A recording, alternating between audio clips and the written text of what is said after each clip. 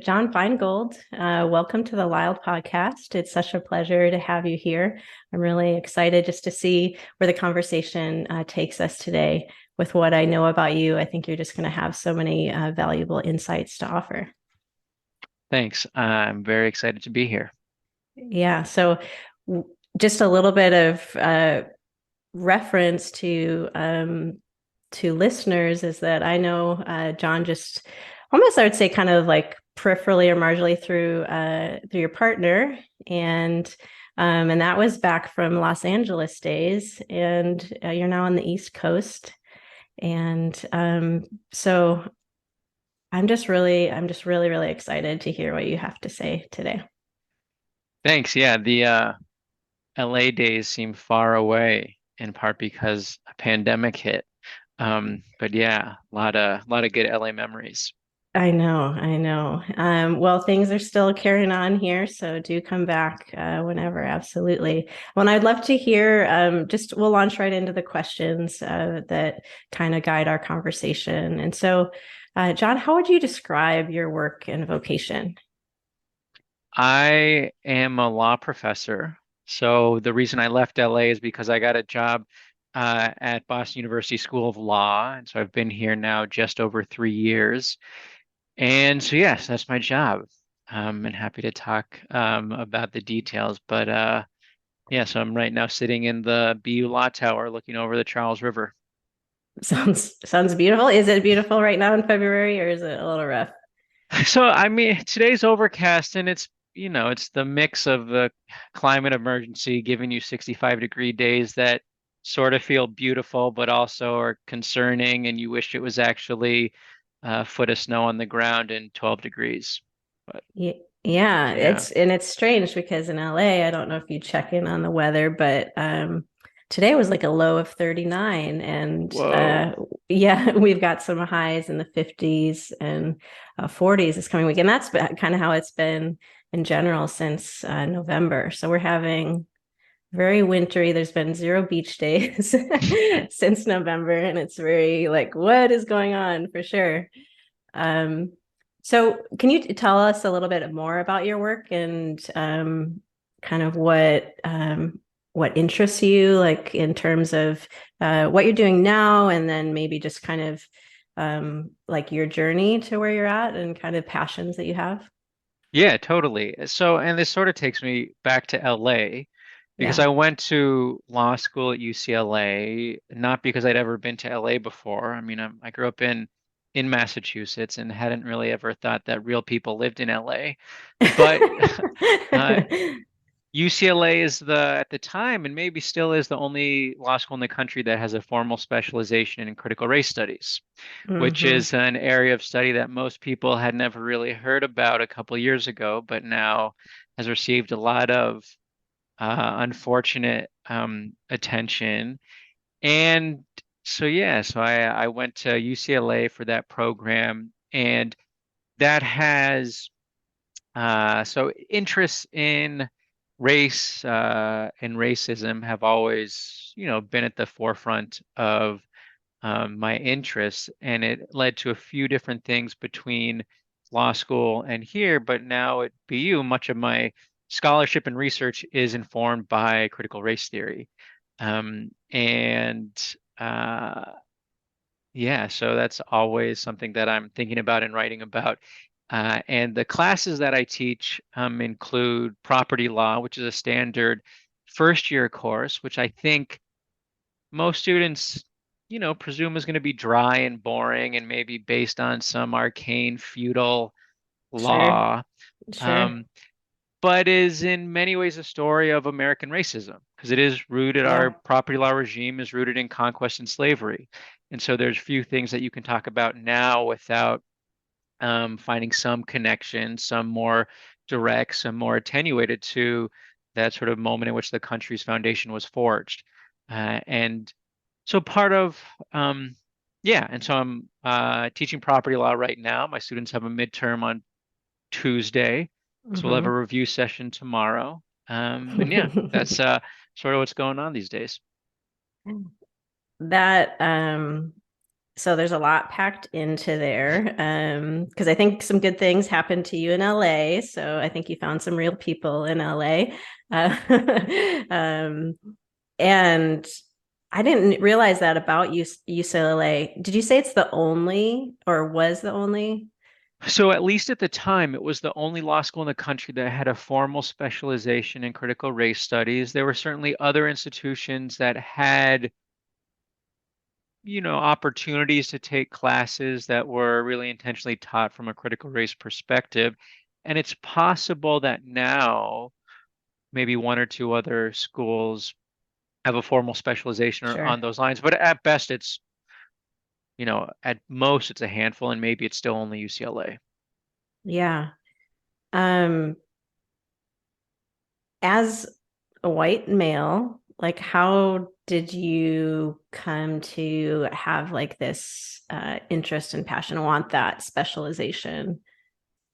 So it's a good question. I mean, I've always been sort of intuitively curious about race and racism um and actually when I was so I went to Vassar for college, small liberal Mm-hmm. arts school about an hour and a half north of New York City, and studied abroad in South Africa in Cape Town in the fall of my junior year, in part because, if you're for whatever reason interested in this thing called race, South Africa is a place that has a very particular racial history and racial story, and so that's what attracted me there. But then serendipitously, when I was back for the spring semester of my junior year, I ended up in this constitutional law class, in part because also like part of me was like, I don't know, maybe law school down the road or law, that Mm-hmm. seems sort of interesting. And it just, happened that the person who taught the class is this incredible guy named Luke Harris, who's still a professor at Vassar, who co-founded this think tank called the African American Policy Forum with this other person named Kim Crenshaw. And he taught a class that was really a class on affirmative action from a critical race perspective. And so it was the first time. So I was, I don't know, 21 or so when I was exposed to a lot Hmm. of the sort of foundational concepts and theories and ideas that make up this large, diffuse body of um, scholarship and intellectual inquiry that is critical race theory. And it just offered me vocabulary and language to better make sense of the world that I was in. And so it was super, I'm also a sort of nerdy guy. And so it was very nourishing just in an analytical way, but it was also, if you have a particular experience, but you don't have the vocabulary to name it, it can be, disorienting or just hard to. There's just something really grounding and powerful in being able to name and have words to describe the life that we live. And critical Mm-hmm. race theory has always helped me do that. Um, Mm-hmm. and I think for me, one thing that is interesting now looking back is that when I entered law school in 2000, the fall of 2009, um, and maybe predictably uh non-humble way, I'm curious, I so was yeah, like, about this I was lab. like, man, I'm an expert on this stuff. Like I get like what more is like, I took this set my class in college at Vassar with this expert. I've read all the things. And every day now I'm just like, man, there's so much, I know so much less than I do. And it's all just, after, so what is it, 2023? So it would have been 2006. So yeah, almost, you know, over 15 years later from that class, it's like, man, I'm still trying to figure this stuff out. And so it's been Mm-hmm. really, um, in a sense, maybe humbling, but also just, um, there's something very settling in appreciating how complex the world is and how Mm-hmm. often we tend to just revert to very simplistic and just simplistic lay theories, don't necessarily have anything to do with the empirical reality of the world that we live in, but dictate so much of how we experience and respond to the world. And so I just feel super privileged to be able to have a job where I get to continue, you know, engaging this space where on the one hand it's all about ideas, but it's also about fighting for just the basic dignity for most people in a country that is, you know, in the worst sort of way, reverting to some of its, most violent and grotesque uh, elements. Yeah.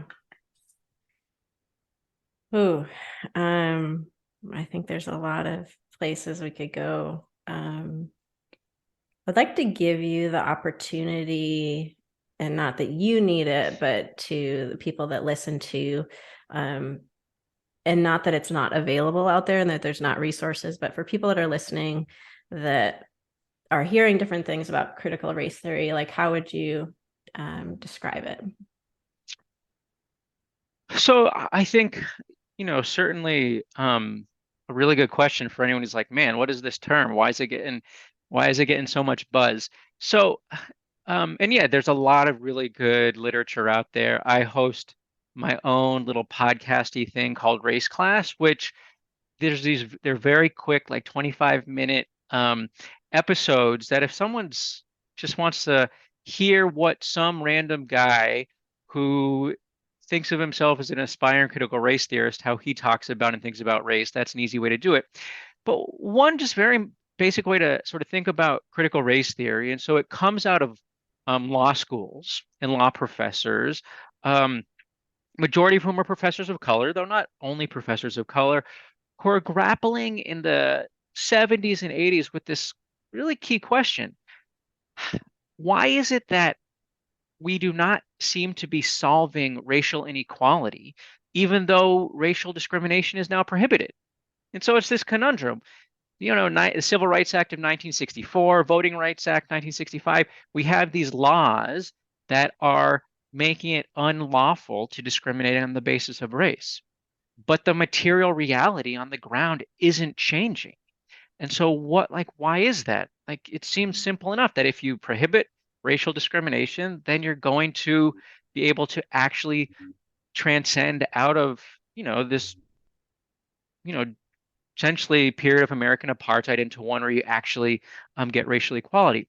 So it's really just meant to be a sort of starts from a fundamental, sort of basic question. And then there's other, tenets of critical race theory, including that race is a social construct, which we can talk more about, and that generally racism is more structural than it is individual, and that subject position matters. So whether as a function of your own sort of experience and identity, you will literally perceive the same set of facts differently. So there's all these insights that are, um, on the one hand, asking the question, why haven't we actually moved closer to this aspiration of a substantively meaningful multiracial democracy, um, when we've outlawed discrimination, but then also really longing for a far richer, deeper, um, just thicker understanding of this thing called race, which is this term that we sort of toss around. I think a lot of people have pretty strong feelings about it and feel Mm-hmm. entitled to those feelings because I don't know, they have a like quote unquote have a race and so therefore they're an expert. But we also like, I don't know, are made up of matter. I certainly am not an expert on physics or, you know, um, like gravity affects me. I can't jump that high. Uh, but like not like you have to have complete a PhD in physics to be able to get a plane off the ground. And so there's all these, like sort of like I don't know, paradoxes or conundrums or just contradictions when it comes to race. And part of, I think, for many people who would identify as critical race theorists, part of the task is just becoming more sophisticated and thoughtful, talking about this thing that continues to shape arguably every aspect of our public and private lives, but generally we lack even a basic vocabulary to just, like what are the right questions to ask? Um, and in a moment where increasingly it's taboo to even talk about race or think about race, and um, yeah, and so for me, critical race theory is it's no more or less modest um, or moderate than any other intellectual or political tradition that is trying to like simultaneously make sense of the world and all the injustices in it, while also, trying to move closer to this aspiration that I think is real, though we've never actually realized, of, like what would a truly egalitarian, multiracial nation look like? Um, and then, having to contend with the power that racism in itself, obviously a term that deserves to be unpacked in all sorts of ways, continues to hold over um, this country. And yeah, and so for me, being in spaces and classes that were really taking seriously the need to think about racial equality, not just as like some moral good that we want, but also a deeply challenging intellectual question or challenge, was always, nourishing, in a lot of ways, and where I always just sort of felt at home. Hmm. Thank you for that overview, and I'm excited. I'm definitely going to give a follow to your podcast. So race class, right? Race class. Okay, amazing. So I'm super glad you mentioned that. I relate as well to what you mentioned previously about the more you know, like the more you know, the less you know. I did within my specialty, like fellowship, this higher level training, and I just felt like I was all that, right? And then the more you go, just you're like, oh, okay, there's the human body, which is my area of like, that's what I focus on, right? Healing and um, there's just so much to know, and that there's so little that we even know about the brain, um, and that it ties in, I think, even to when we talk about like just human behavior. So if we're talking about racism or uh, there's so much just underlying, yeah, why humans do what they do and why we treat each other so poorly in certain instances and can be so compassionate and kind in others.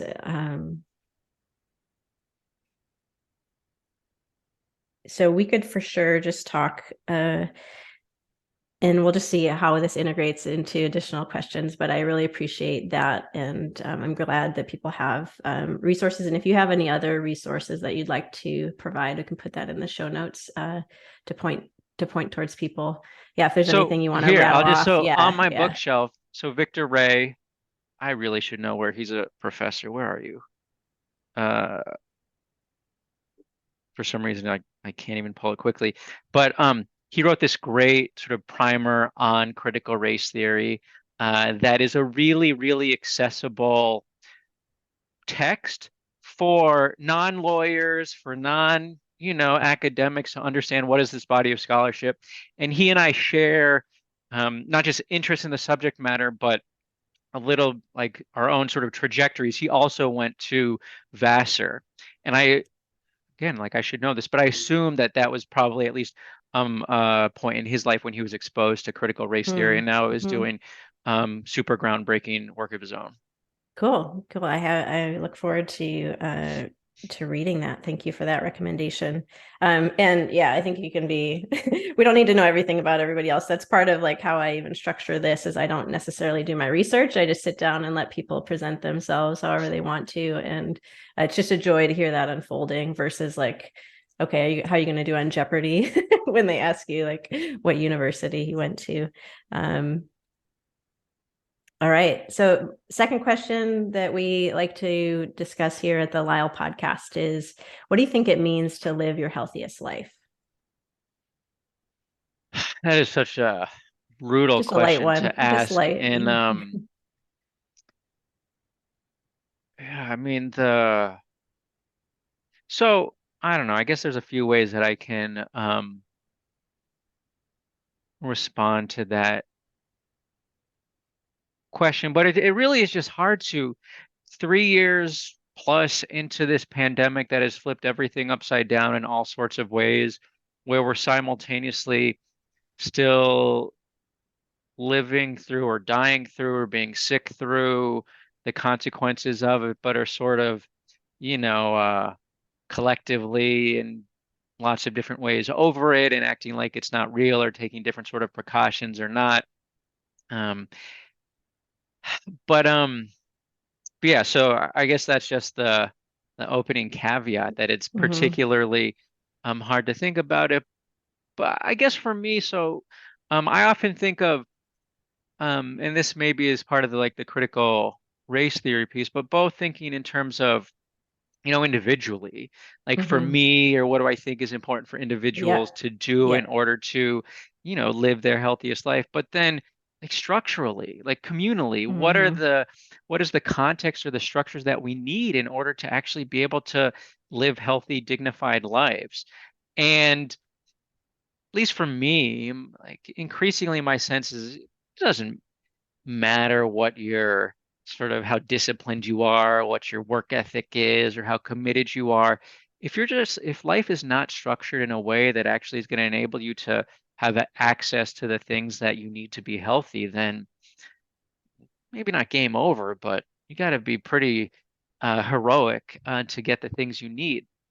And for me, something else that's really, I think, shifted my thinking and also, been another moment of humility is Um, so I have a 3.5 year old, and I I have since realized that I judged people with kids in a lot of ways. That was not, it was, super, it was not fair. Um, it was also a really, healthy and helpful reminder that no matter what you might know about something intellectually, there is a difference of actually going through it and experiencing it. Where you can read as many books as you want on early childhood development, but until you're dealing with that, you know, that child going through early childhood development, it's just um can't understand everything. And of course, that's not to say that everyone has the same experience. Experience is, going to be varied in all sorts of ways. Um, but I guess the reason why I sort of meandered into the kid piece is that I think it's very easy to struggle to balance so work, life, relationships, everything you got to do in a healthy way when there is no other human that is dependent on you for their survival. But then when, at least for me, after having a kid, it really makes it so much more difficult to get the things that you need as the adult to be healthy. And part of the reason is because in this country, we do not support parents. Like, Hmm. there's so Yeah. many ways in which our, whether it has to do with parental leave, whether it has to do with very differential expectations as to whether the parent is um, male or female, just in terms of what's expected and then what's problematic or not problematic, and just all the gendered ways in which, or the ways in which parenting is uh, gendered. Um, but yeah, and so like for me to be healthy, I think it's probably pretty similar for most people. Like I need to eat food that doesn't poison me. Uh, and most of the food that is easiest to access in the United States is poison. Hmm. Like, and I say that somewhat flippantly, but but No, not yeah. really. I mean, No, like yeah. so much of the like food that is, it's you have to often have time and resources to get food that's actually going to help your body and not Yeah. just further crush you. Um, and of course, there's also like whole web and network of public and private um, interests that make it easier or harder for people to get just food. Um, but yeah, so and just as like a sort of side note trajectory, when I was in law school, my, like probably most people, my energy was like all over the place. Like I'd crash during the middle of the day, then like, whatever. Hmm. Um, Hmm. and a friend of mine who I became really close with, he had done CrossFit and other stuff and was like in different communities of folks who were doing different, just thinking about food differently. He was like, dude, just stop eating bread. I was like, why would I stop eating bread? I love bread. I've for Yeah. years planned on opening a like every type of bread type substance sandwich joint Oh, because it's that's the like a love. Okay. That's like next level bread love.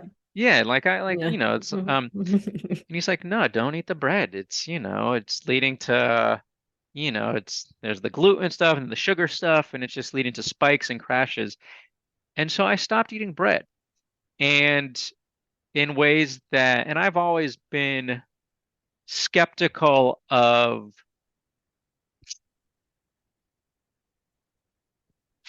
food and diet stuff that always to me has felt somewhat gimmicky. And, Hmm. that probably says more about me than anything else. But I was also skeptical, like how much does like gluten, like, but I'm totally a believer. Like my, at least for me, not eating bread shifted, like, led to a pretty big shift in how my body felt and just like stability with respect to energy. And it's not to say that I don't eat bread, like now, like I do, but I rarely will buy it for myself. I certainly still, um, like, um, consume my fair share of poison. Uh, Hmm. Hmm. but I'm really fortunate in that, like I make enough money, and notwithstanding the fact that housing is pretty much unaffordable in most places in this country, that I've Hmm. got enough disposable income where I can buy food that is good for me.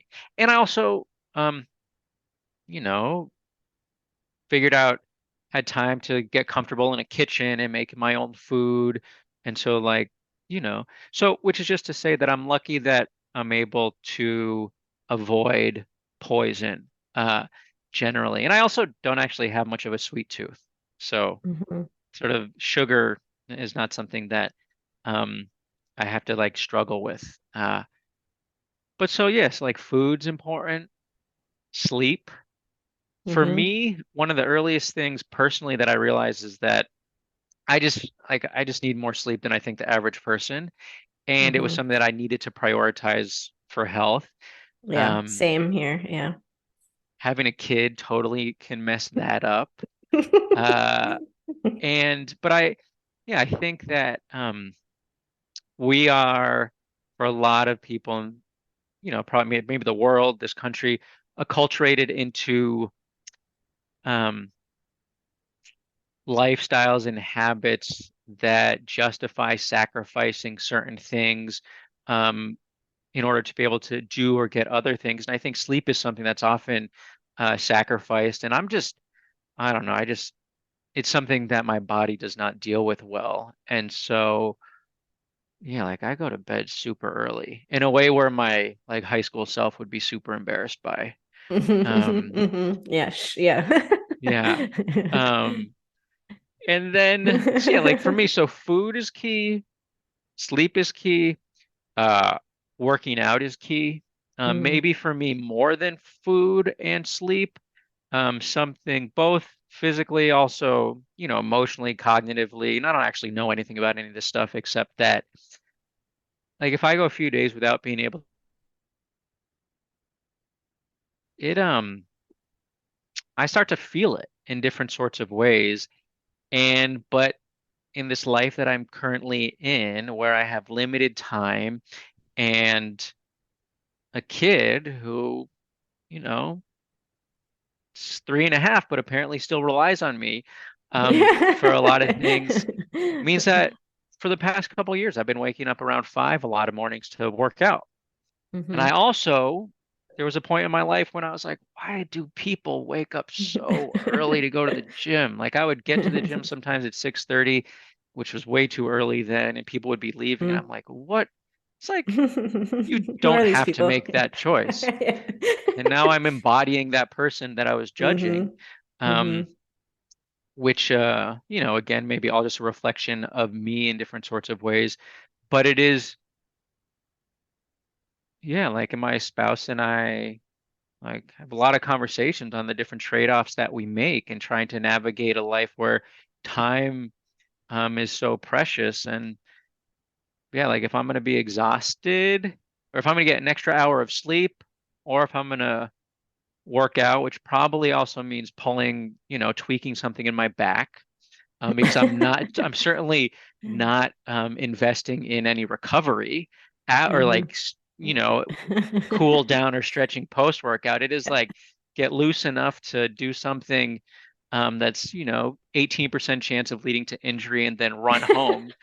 Um, Uh, yeah, you're tickling it's, the physical therapist, yeah. yeah, no, it's like, it's not the recipe for, um, yeah, total balance. And then, Hmm. so yeah, so for me, if I were, I'm just listing off things that I think individually are important, but that I think we actually cannot reliably access unless structurally there's a setup for it, including like super accessible, affordable childcare, which, Mm-hmm. like if parents were, like if there really were a quote unquote parents' rights movement, it would be one that was ensuring that all parents could have childcare for $10 a month. And obviously,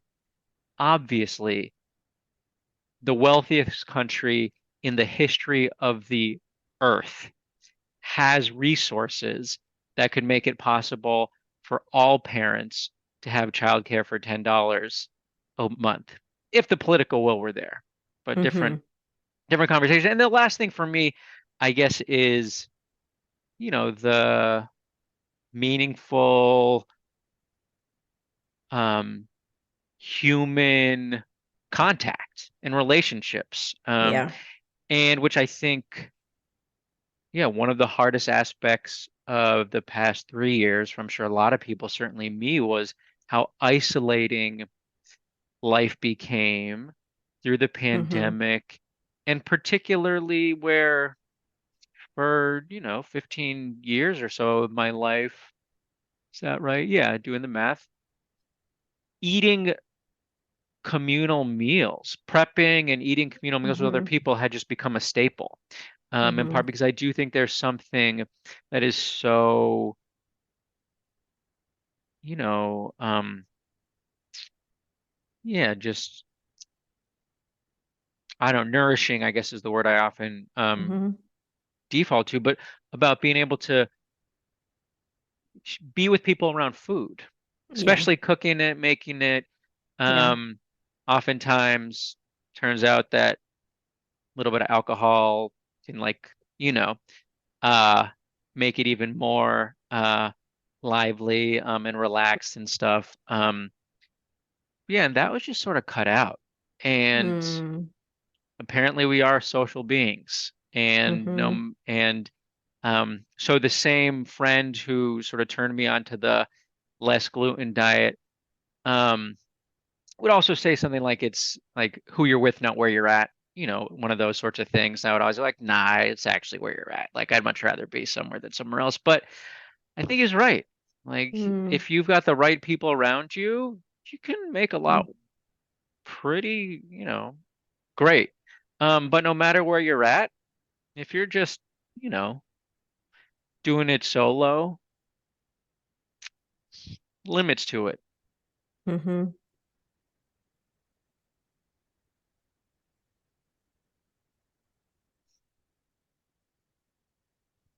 Yeah, like so much.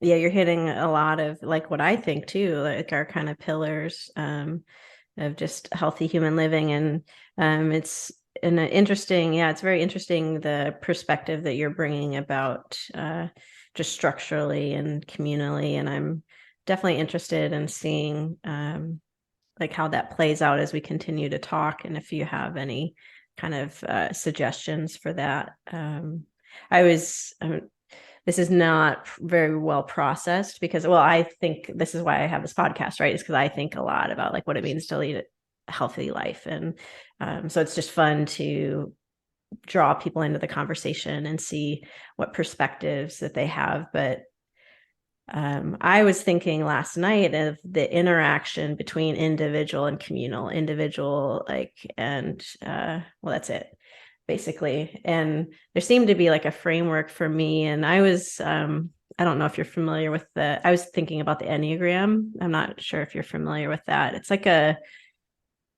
um, it just talks about like it's a human archetypal system. Like it's a way that you can um, understand human behavior, and understand your own behavior is really the essence of it, is kind of like self analyzing, see what motivates you, because I think we all behave in ways that we don't intend to or like in kind of regret, and so it's kind of a useful tool for that. So I don't want to get like too far into that, but there's basically like three triads that it can be organized in, that everybody has, we can operate, and everybody has access to this. So the head center, a heart center, and a gut center.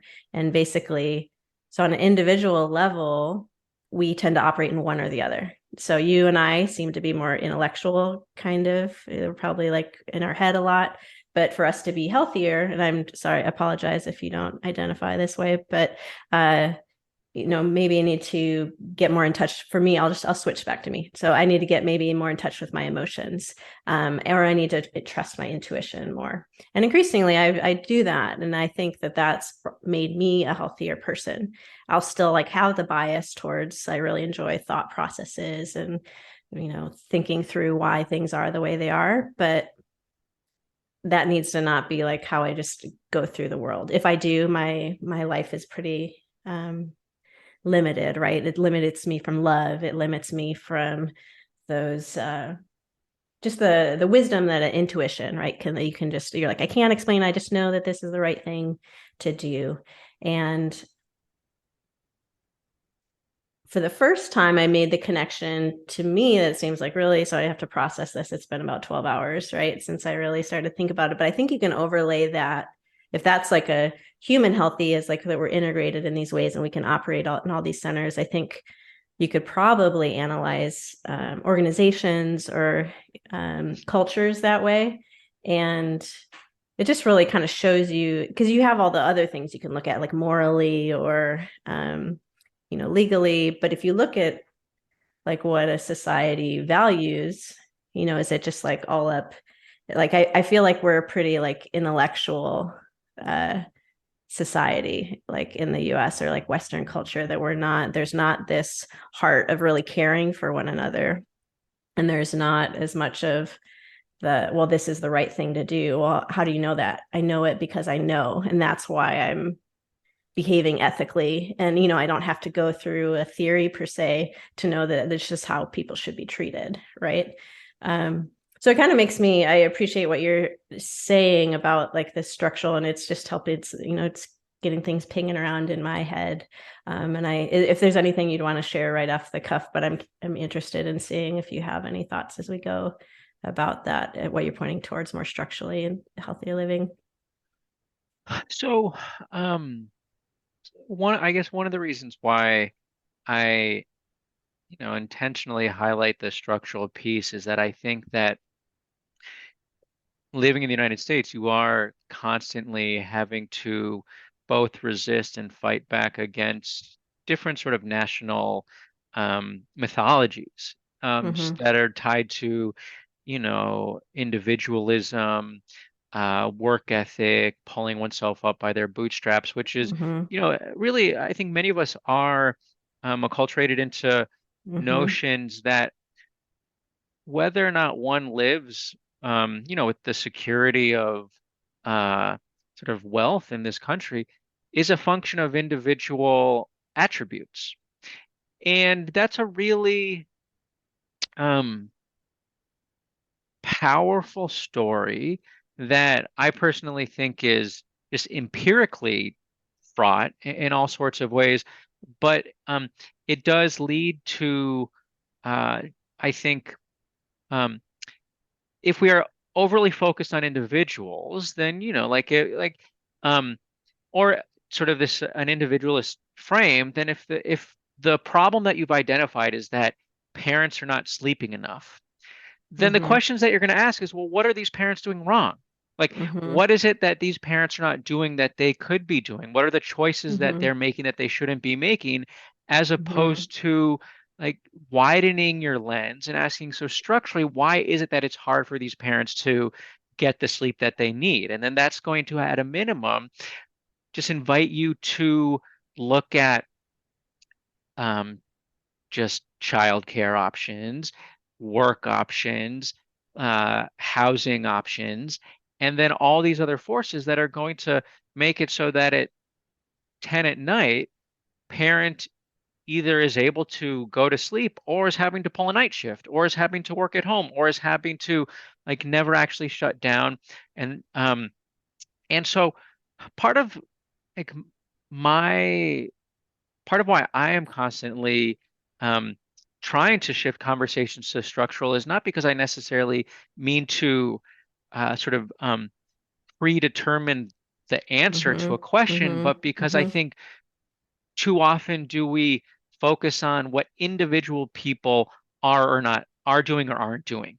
And then if Mm-hmm. they're not doing something, it's like, all right, well, maybe you should, if you had a different approach or different attitude, or you um, did something differently, as opposed to, the structural approach where the insight or the instinct is that um, there are like rules or cultural practices or tendencies or policies that are built into the institutions that we inhabit that, um, except for those super rare circumstances, just reproduce, you know, the world as it is.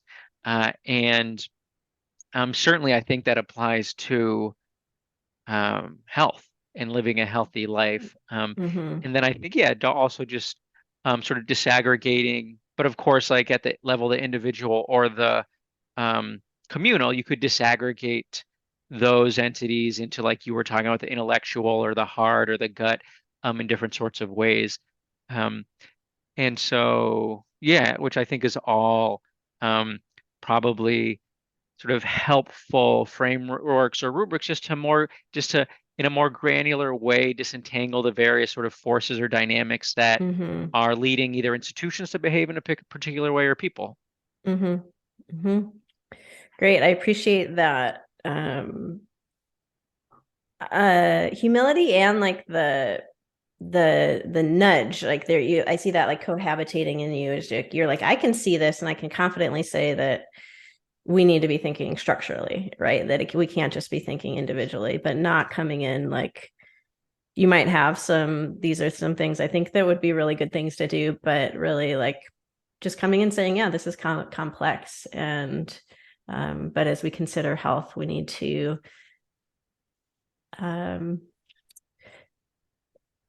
and you can tell me if this is some of what you're saying. I'm hearing that there's kind of a privilege that can, if you're thinking of things individualistically, then you're probably quite privileged.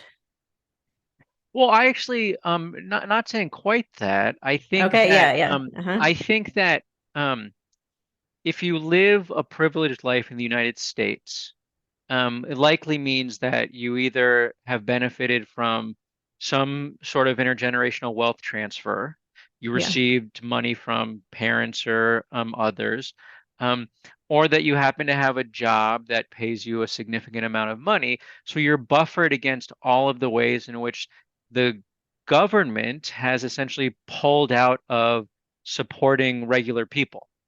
And so if you ascribe to an individualist account, then that is essentially justifying why your life is so much easier than most Americans. And Yeah. it's not necessarily um, meant to like malicious or even intentional, but in the way that we are all so engaged in so much motivated reasoning to maintain a positive sense of self and to often to justify the world as it is when it benefits us. There is an appeal, even if it's happening in some sort of subconscious way to an individualistic narrative. But you can also think of that with respect to like college admissions. Um, and so if you are someone who, because of social circumstance, benefited from everything from being able to access well-resourced schools to test prep to et cetera, and did work really hard, and so you were admitted to some fancy elite school, then to for the and then it turns out that most of the kids in that school also had your sort of background. There's a couple potential narratives. One is that, well, that school simply or largely or over relies on metrics in its admissions process that really just reward social advantage. Or it's that no, that school admits the best and brightest, and you are among the best and brightest, and you got here because you worked really hard. Now, it's likely that a lot of the people who got there did work really hard. But if our narrative is that they got there because they worked really hard, then it's suggesting that someone who does not have access to that conveyor belt didn't make it to the elite fancy place, and I'm gesturing to Harvard across the river here, Okay. um,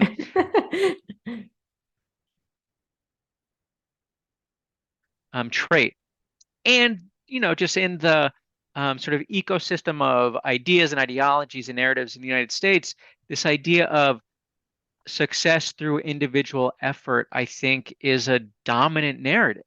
Yeah. Um, and so, um, and I don't think it is only held by individuals with privilege. I think it actually is far more sort of deeply laden into just our broader sort of cultural fabric. But I think that if you are someone who has benefited from different sorts of social advantage, there is a risk that you will unmindfully, just default to a narrative that, well, I deserve this because I worked hard. And again, Hmm. I'm not saying that you didn't work hard. Like Hmm. I worked really hard, but both of my parents were also physicians, Yeah. like, and who had access to different sorts of cultural capital and actual money, that without which my trajectory would have been different.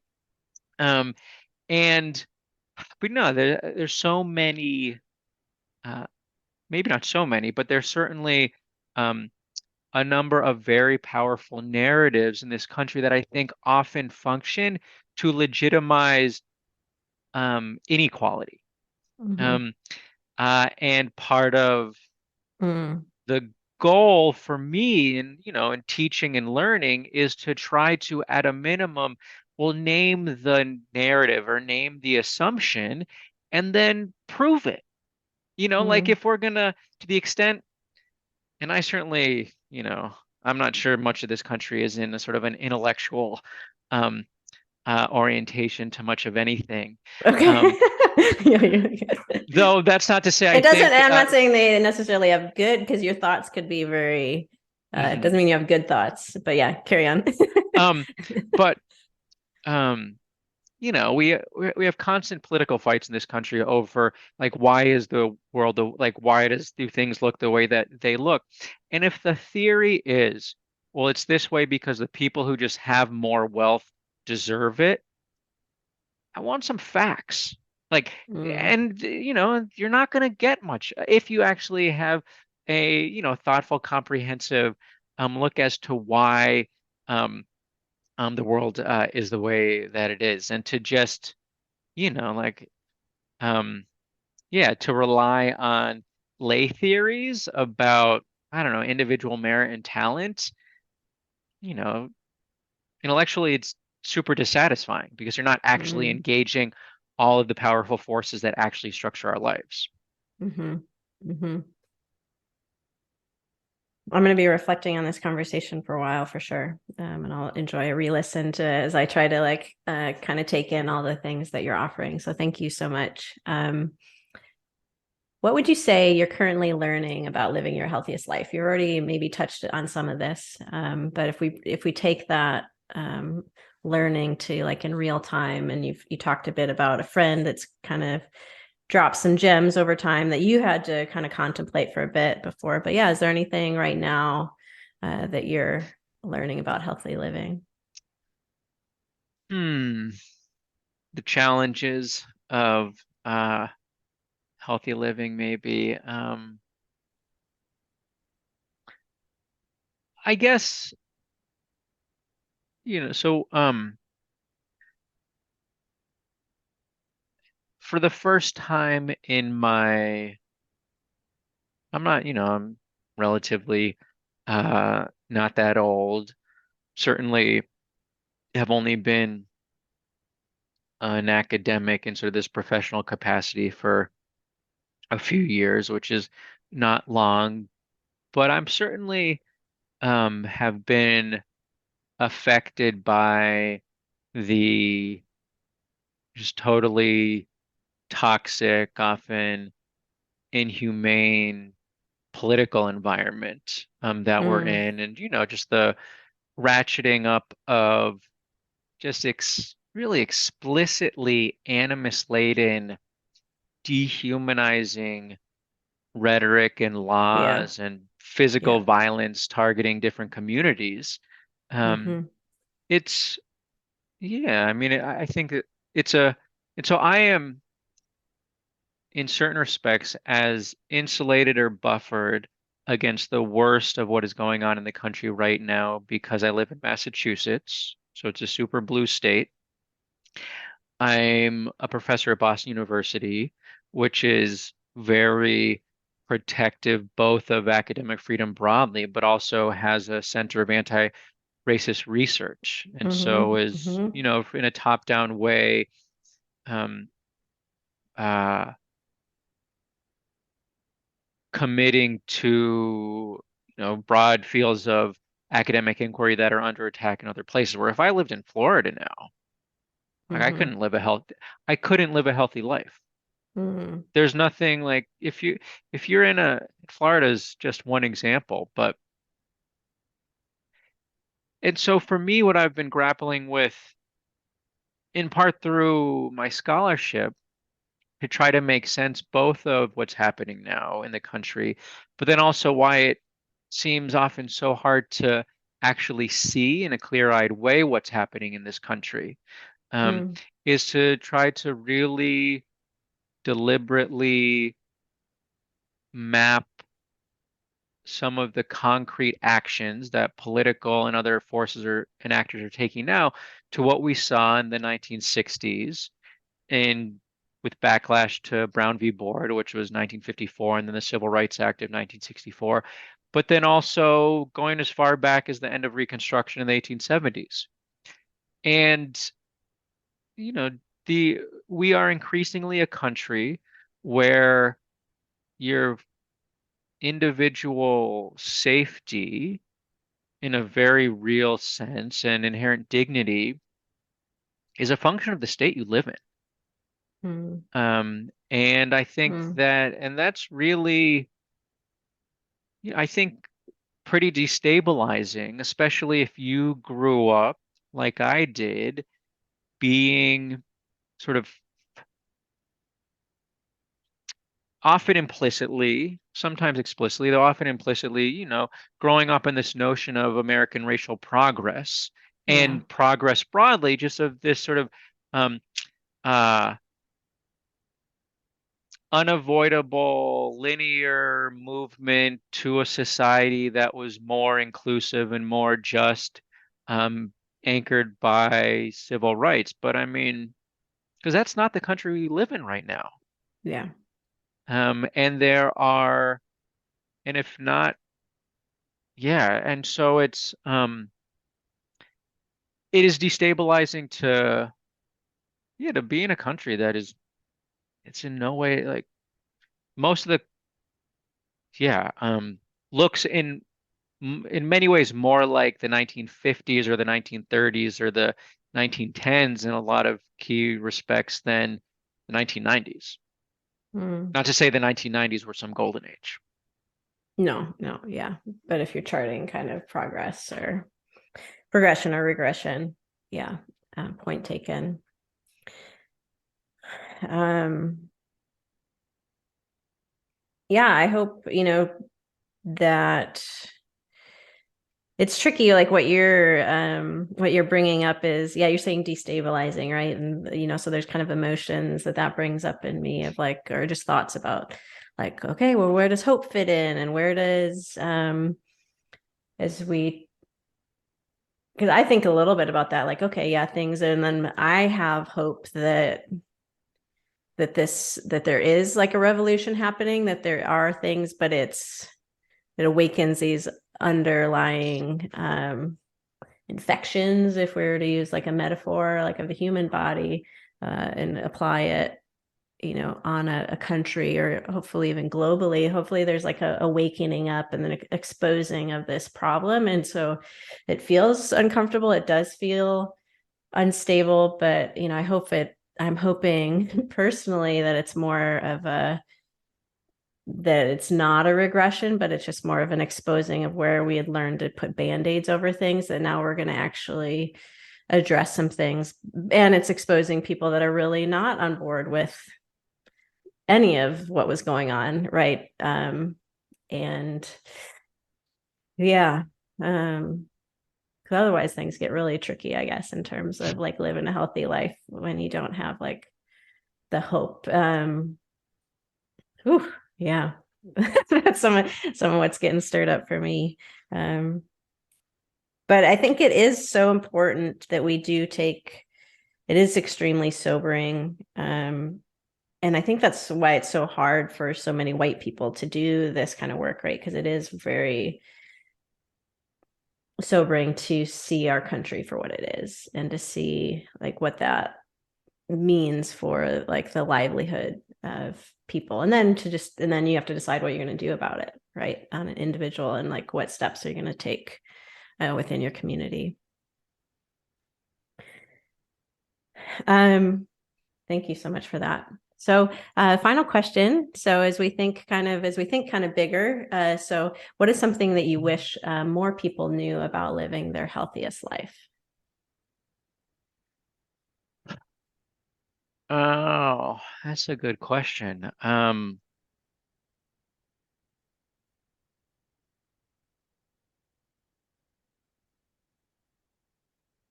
So I guess I don't necessarily feel um, like I have any special insight. I think I've certainly learned that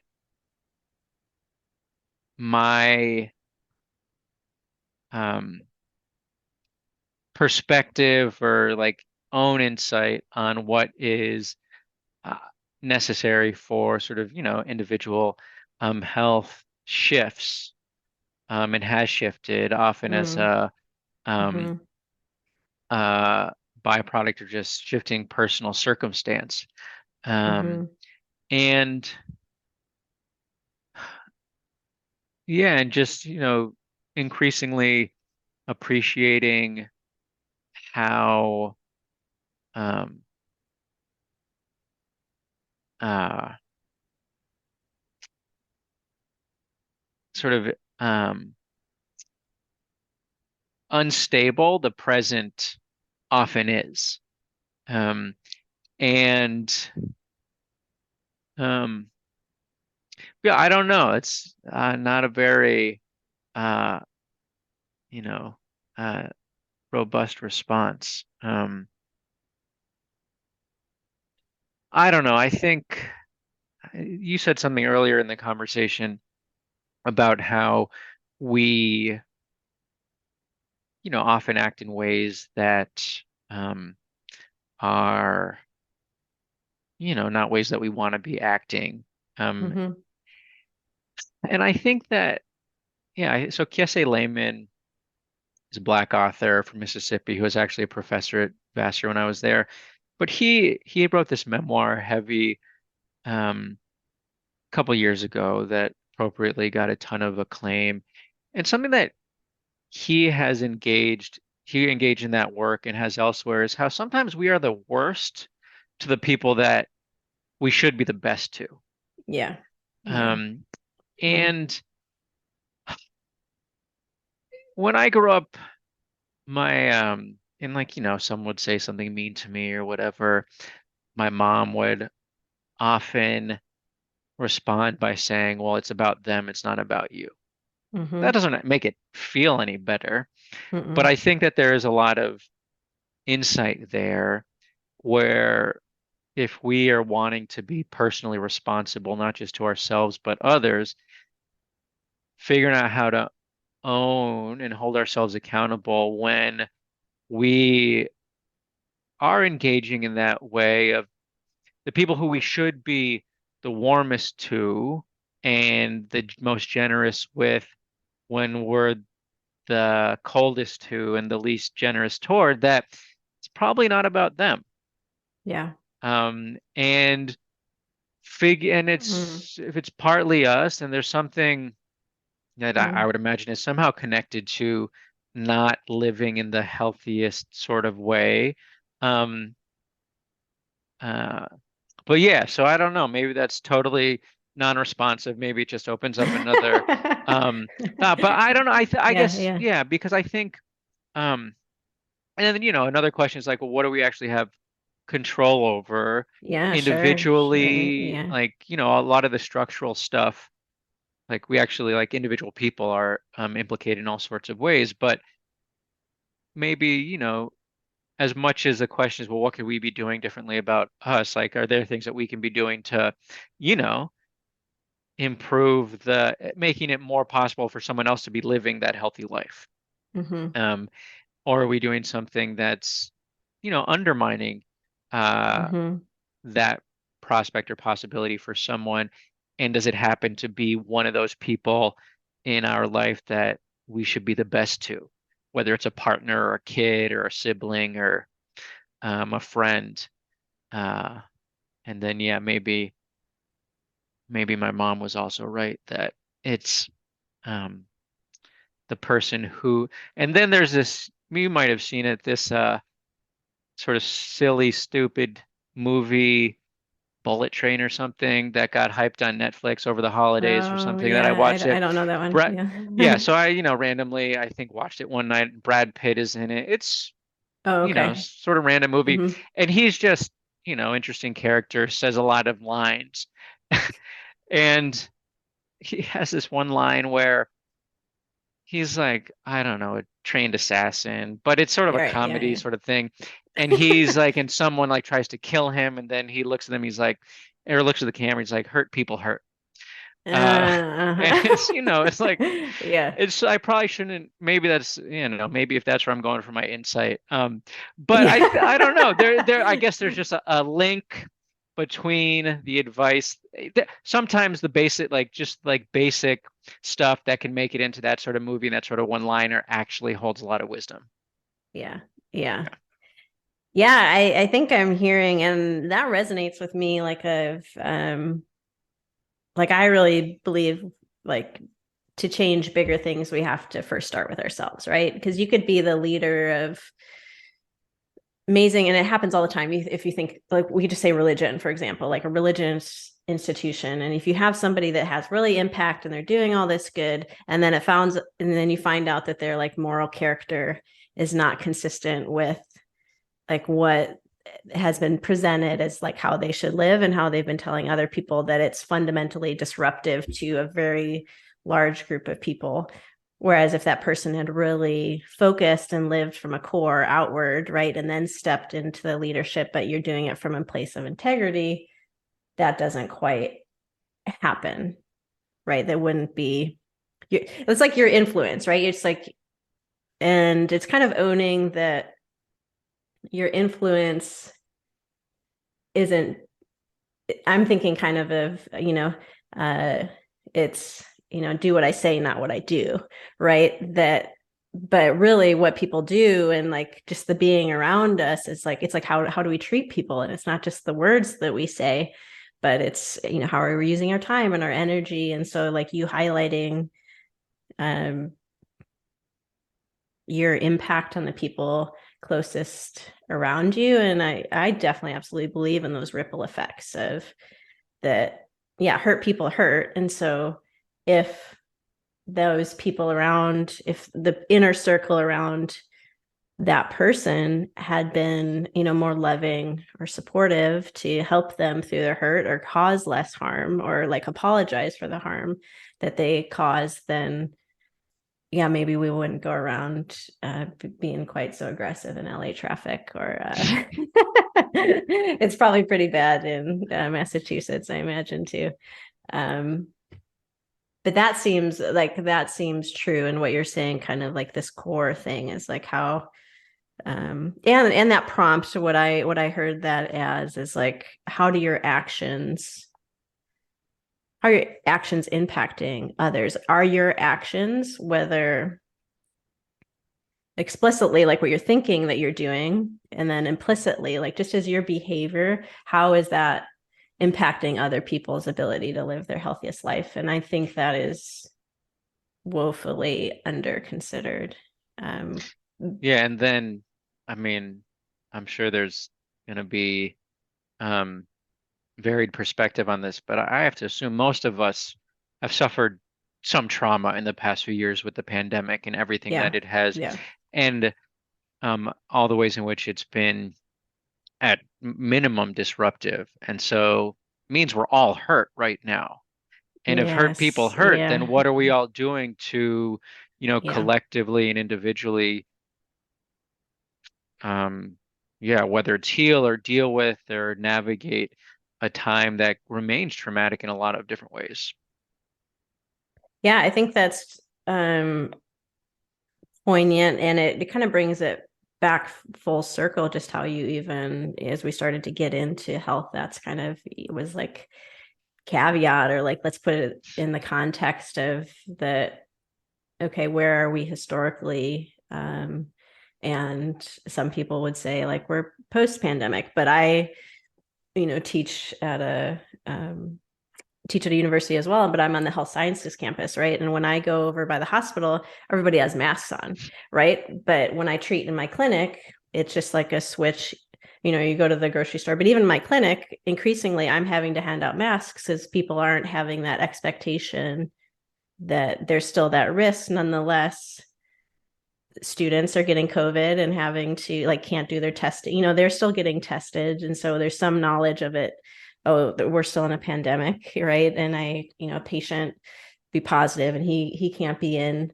But there, like these different levels. Just bringing it back, I'm just trying to restate what you stated earlier of different levels of acknowledging, because people cope with stress in different ways, and this season has been long and incredibly stressful, and how some people are handling it is you just kind of tuck it away, right? And you just press on. And I can for sure like I lost my hope in humanity, like I was really struggling about like 8 months in, because I just thought we could come together and let's just all do our part. And then I was just like, no, people still want to go to Hawaii in the middle of this. And I'm like, what? And there's just a microcosm. Like you can't stay away from people for a little bit, or you can't modify and get creative. And that's just like the health science knowledge I have, right? Because we know that if we can just suppress it, it's easier, and it's short-term suffering versus longer-term suffering.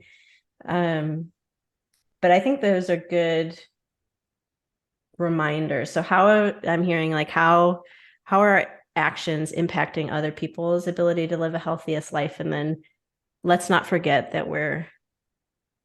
that historically where we're at with reference to the pandemic, however you label it, and we don't really have terms for it. And a lot of times when you're in the midst of something, you kind of forget that you're in the midst of something. And then it's not till somebody points it out or in hindsight that you're like, man, that was like a really rough season. Why did I struggle to do all those things? Oh, I struggled because this. And then you can look at it in that context and realize, oh, and that to me strikes as like a very helpful suggestion for people to do an inventory of like how the pandemic, I'm taking what you say and applying it, right? To like do an inventory of the pandemic and how it's affected you, or how it's affected the people closest around you. Because trauma is like, to address it, you have to like name it. And so, and that's part of healing, is just to even claim that you have like this difficulty in this struggle. And then I think from there you can take steps towards identifying what is next, because that will be very individualized. And we also need to be communally minded towards how we can help other people heal. And we know, yeah, right, because I'm sure you could just launch into it, right, of like how much bigger the gap is now in wealth. I've seen startling figures of just, the haves that now are even crazier having, and the have-nots, right, that are even more suffering. Any last words, John?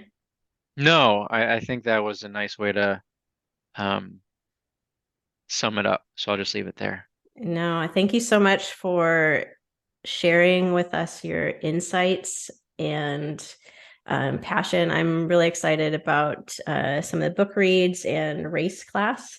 That's because for sure, like one of the things that I struggle with in my anti-racism journey is like integrating that, right? Like, how do I continue to move forward in my anti-racism journey and do it in a way that's sustainable? And so technology is so great, right? Our podcasts and all these things. So I'm really thankful for another resource. So thank you so much, John. You're welcome. And to everybody, may you always see the blessing. Thanks for listening to this episode of the LYHL podcast. If you liked what you heard, you can find me on Instagram at the Elle Bottrell, as well as YouTube, the internet, www.thellebottrell.com. And that's about it. And back here for our next episode of the podcast. Subscribe and leave a nice review if you think it'll be helpful for other people. Only then. Thanks. May you see the blessing.